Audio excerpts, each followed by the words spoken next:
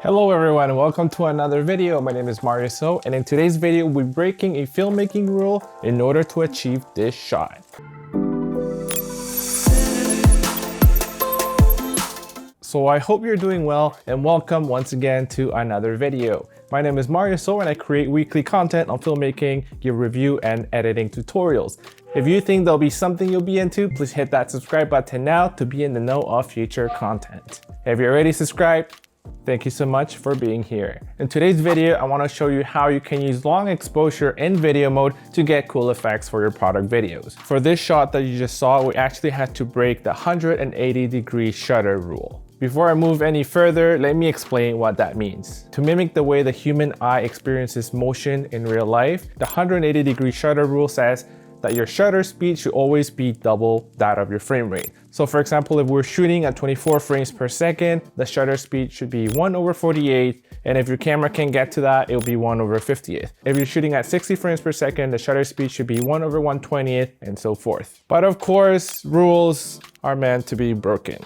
Well, at least when it comes to creative purposes. You can break the 180-degree shutter rule depending on what you want to achieve in your final product. So if you wanted to have less motion blur in your video, then you will increase that shutter speed. If you wanted more pronounced motion blur, then you will decrease that shutter. And in photography, this is what it means when you hear the term long exposure, when you keep the shutter speed wide open to get more of that information into the sensor. So if you're shooting cars at night, for example, what this is doing in simple terms is extending or blurring that motion of those lights. So I wanted to create something similar for this product video that I did, but when shooting in video mode, at least on the Sony a7 III, I was not able to go any lower than 1/4 of a shutter speed. I was still able to get some of that streak of light, but it was not enough. So I'll show you today how I was able to exaggerate that motion blur later in post. The key thing to keep in mind with long exposure shots is that everything that is moving in your frame is going to be blurred out significantly. For this shot, the hard drive was not moving at all, and therefore I knew that it wouldn't be blurred out. So stay tuned for the next video where I will be showing you the entire product as well as the editing breakdown of how I edited this product video.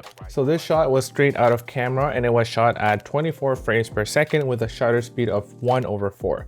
As you can see, it looks pretty cool with the effect I was trying to achieve with this product video for this scene, but I want these light streaks to stay on a little bit longer. Once you have your clip captured, your long exposure created directly in camera, you drag it into Premiere Pro. So let's go ahead and try to enhance this effect. So the way you can do it is, first of all, let's drag this separator down a little bit more so we can see more of the video tracks, because we will be creating quite a bunch of layers, of video layers. We're going to have to duplicate this layer quite a few times. A quick way of doing it is by holding Alt or Option and drag this layer up. This is how you quickly copy and paste a layer. Select the second layer and change the blend mode to lighten. Lighten mode keeps the lightest color of each of the layers. Next, what we will do is shift the start of this second layer by 1 frame. So you can do that by pressing the right key on your keyboard, and we'll drag over to have this second layer start after 1 frame. Next, you will duplicate this layer again holding Alt or Option on your keyboard and dragging. And we'll also move it, shift it by 1 frame. So next we can select these 2 layers and duplicate these 2 at the same time. And nudge this 1 frame, bring these back to start at exactly 1 frame after. Once you have these 4, you can just drag all of those 4 layers at the same time and copy them all at once. And you multiply that video layer like so. So let's do it one more time, select them all, copy them, and make sure that they're all starting 1 frame after their previous video layer. So as soon as you have a bunch of layers on top of each other, Premiere doesn't really like that too much. So you can select in and out points, go to sequence, render in to out. So that way you're able to better preview whatever you have selected on your timeline. So after you pre-render that, let's play it. I'm liking how it looks. So this is what the original clip looked like.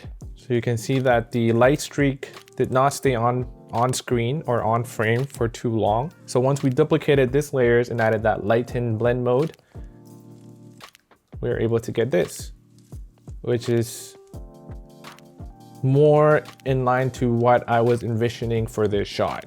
So the last thing you could do is make sure that these shots, starting from the second video layer, that they all crossfade in nicely. If you haven't changed these settings or preferences on your own editing software, it would just be Control D or Command D, and that will enable your default transition, which in my case is crossfade, I believe, or cross dissolve. So you select them all and press Control D or Command D, and you're able to automatically add in that cross dissolve on all of these clips. And if you wanted to adjust the length of all of these individual transitions, say you wanted this to be a little longer, right now it's about 3 frames. If you wanted this to be a little longer or a little shorter, there's an easy way of doing it without you having to go into each of these video layers and adjusting that. So the way you do that is you go into Premiere Pro's Preferences and go to Timeline. Once you're in Timeline, at the top right here, you have an option for video transition default duration. Right now I have mine set to 3 frames, but if you wanted yours to be longer, 10, 15, 20 frames, you can adjust that right here before you added your transitions. And now let's play this back. So the effect is quite subtle, but I like it better. This also applies to, for example, if you wanted to create light streaks or create long exposure for a regular video of, for example, traffic or cars at nighttime. This is the exact same thing you could do if you wanted to sort of elongate or make those lights, those tail lights from the cars, long exposure. So this is it for today's video. I hope you enjoyed it and you learned something new. And if you did, please hit that like button, subscribe if you haven't already, comment, share this video, all that good stuff. And that's all for today, guys. Until next time.